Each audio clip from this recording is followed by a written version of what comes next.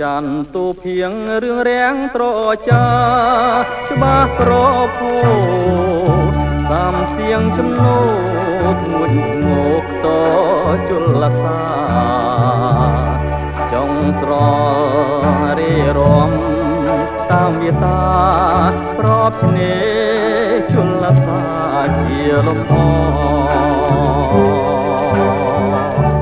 រងាដិនដល់ខ្យល់សមុទ្រឲ្យស្លុតរន់ធត់ទ្រូងយោបយោព្រឺព្រួចនឹកស្រងបវរលំអសមុទ្រកូននិស័យទោះល្អយ៉ាងណាក៏នៅមិនធួនស្ងួនវិសុទ្ធ